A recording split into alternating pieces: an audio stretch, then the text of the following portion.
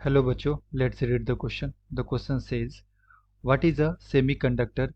Describe the two main type of semiconductor and contrast conduction mechanism in them. तो हमें बताना है बच्चों कि सेमीकंडक्टर क्या होता है एंड इसके कितने टाइप्स होते हैं एंड ये मैकेनिज्म कैसे फॉलो करता है, किस टाइप का मैकेनिज्म होता है।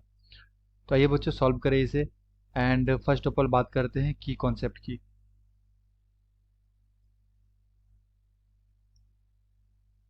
की कॉन्सेप्ट तो बेसिकली ये क्वेश्चन आया बच्चों electrical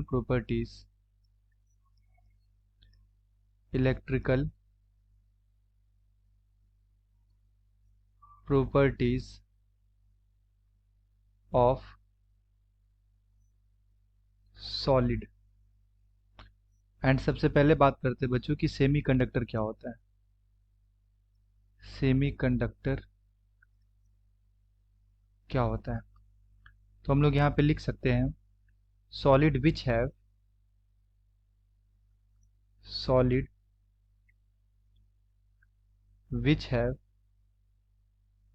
conductivities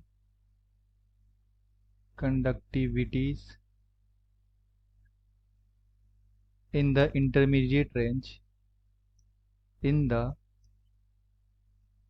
intermediate range from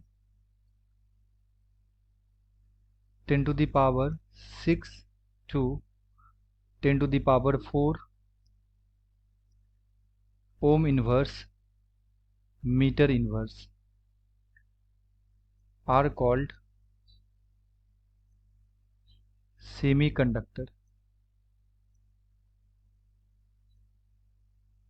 So we can say solid have conductivity in the intermediate range from 10 to the power 6 to 10 to the power 4 ohm inverse meter inverse are called semiconductor. इसे हम लोग क्या बोल सकते हैं बच्चों, semiconductor. जैसे example में मैं यहाँ पे लिख सकता हूँ सिलिकॉन हो गया, जर्मेनियम हो गया, जीई एटसेट्रा। तो इसे हम लोग बोलते हैं बच्चों सेमीकंडक्टर। अब इसके दो टाइप होते हैं, एक होता है हमारा एन टाइप सेमीकंडक्टर और एक होता है हमारा पी टाइप सेमीकंडक्टर। तो एक एक करके बात करते हैं। सबसे पहले N type. N type semiconductor किसे बोलते हैं, सेमीकंडक्टर। तो एन का मतलब होता है बच्चों नेगेटिव, है ना, नेगेटिव टाइप सेमीकंडक्टर। तो इसमें हम लोग लिख सकते हैं बच्चों इन this type of semiconductor, in this type of semiconductor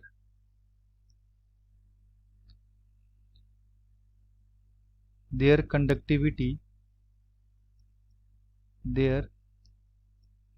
conductivity increases due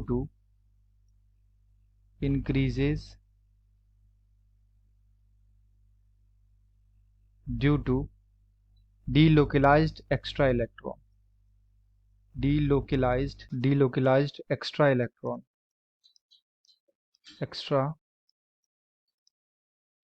electron. तो बेसिकली एन टाइप सेमीकंडक्टर हम लोग किसे बोलते हैं बच्चों, इस सेमीकंडक्टर के अंदर जो कंडक्टिविटी होता है बढ़ता है, वो कैसे बढ़ता है, डीलोकलाइजेशन ऑफ एक्स्ट्रा इलेक्ट्रॉन। इसका ये मतलब होता है कि जैसे हमारे पास ग्रुप 14 के जो एलिमेंट्स होते हैं, हमारे पास ग्रुप 14 के एलिमेंट्स होते हैं, अगर इसके अंदर हम लोग डोप्ड कर दें, ग्रुप 15 के एलिमेंट्स, तो बेसिकली क्या होता है बच्चों कि एक एक्स्ट्रा इलेक्ट्रॉन आ जाता है एंड वो क्या करता है, डीलोकलाइज करता है। जैसे कि अगर मैं इसका डायग्राम से आपको समझाऊं, तो ये मेरे पास सिलिकॉन का सेमीकंडक्टर है, इस तरह से सिलिकॉन। तो सिलिकॉन जो होते हैं बच्चों, ये ग्रुप 14 का एलिमेंट होता है। ये किसका होता है, ग्रुप 14 का एलिमेंट होता है। एंड अगर मैं इसके अंदर ग्रुप 15 का एलिमेंट डाल दूं, लाइक आर्सेनिक या फॉस्फोरस, तो बेसिकली वो क्या करेगा, इसके अंदर आएगा एंड ग्रुप 15 के जो एलिमेंट्स होते हैं उसके पास 5 वैलेंस इलेक्ट्रॉन होता है, तो वो 5 यहाँ पे बॉन्ड बनाता है। और ग्रुप 14 के एलिमेंट्स के पास बच्चों वैलेंस इलेक्ट्रॉन कितने होते हैं, 4 होते हैं, तो ये 4 बॉन्ड बनाता है। तो जैसे इसके अंदर मैं डोप करूंगा बच्चों, doping group 15 elements, group 15 elements, तो क्या होगा, एक फोस्फोरस एक्स्ट्रा आ जाएगा यहाँ पे। जैसे मैं यहाँ पे डाल दूँ फोस्फोरस, तो हमारे पास कुछ इस तरह से बनेगा बच्चों। इस तरह से हम लोग डायग्राम बना सकते हैं इसका। यस। अब ये जो फोस्फोरस है बच्चों, ये कितना बॉन्ड बना रहा है, ये 4 बॉन्ड बना रहा है, बट इसके पास वैलेंस शेल में कितने इलेक्ट्रॉन होते हैं, 5, है ना। ग्रुप 15 वाले एलिमेंट्स के पास कितने होते हैं, 5 इलेक्ट्रॉन होते हैं इसके वैलेंस शेल के अंदर। तो यहाँ पे एक इलेक्ट्रॉन एक्स्ट्रा आ जाएगा बच्चों। अब ये एक इलेक्ट्रॉन एक्स्ट्रा क्या करता है, डीलोकलाइज करता है, और जब भी हम लोग यहाँ पे इलेक्ट्रिक इसको फील्ड में डालते हैं, तो ये जो इलेक्ट्रॉन है वो पॉजिटिव की तरफ क्या करता है, मूव करता है। तो इसके डीलोकलाइजेशन की वजह से कंडक्टिविटी क्या हो जाता है, इंक्रीज कर जाता है। ठीक है। और यहाँ पे नेगेटिव है, इलेक्ट्रॉन है हमारा, तो ये नेगेटिव होता है।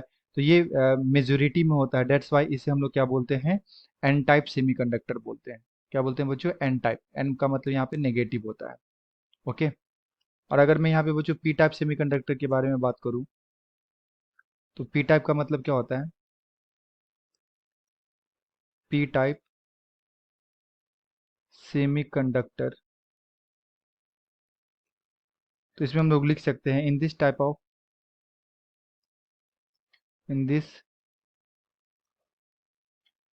Of semiconductor, semiconductor conductivities increases due to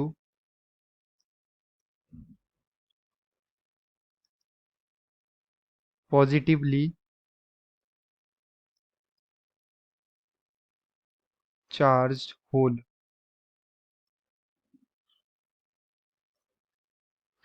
P का मतलब होता है बच्चों पॉजिटिव, है ना। तो पी टाइप सेमीकंडक्टर में क्या होता है, in this type of conductor semiconductor conductivity increases due to positively charge hole. Yes.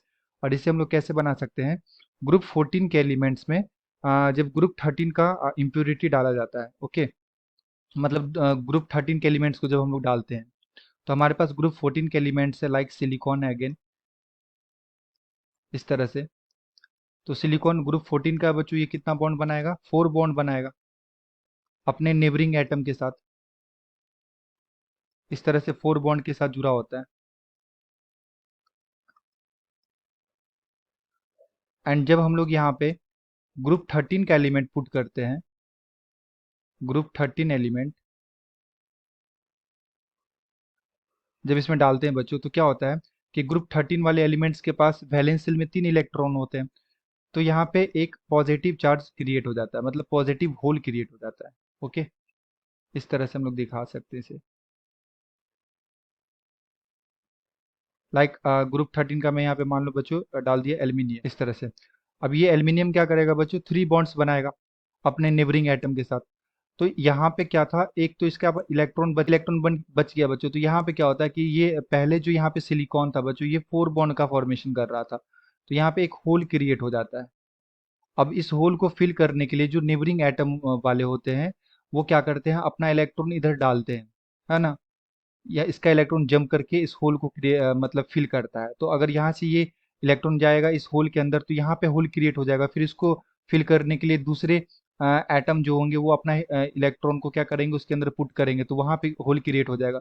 तो होल यहाँ पे क्रिएट हो जाता है बच्चों। और जब इलेक्ट्रिक फील्ड के प्रेजेंस में इसको हम लोग रखते हैं, तो ऐसा अपीयर होता है कि बेसिकली जो पॉजिटिव होल है वो नेगेटिव की तरफ जा रहा है। ओके। तो इस टाइप के सेमीकंडक्टर बोलते हैं, पी टाइप सेमीकंडक्टर, है ना। इसमें पॉजिटिव क्या होता है, मेजोरिटी में होता है।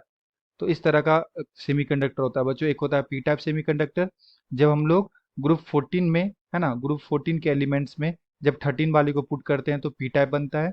और जब हम लोग ग्रुप 14 के सेमीकंडक्टर के अंदर ना, जब हम लोग यहाँ पे पुट करते हैं ग्रुप 15 के एलिमेंट्स, तो यहाँ पे एन टाइप का फॉर्मेशन होता है, यानी कि नेगेटिव मेजोरिटी में होता है। So this is the answer. I hope you will be understood it well. Best of luck. Thank you.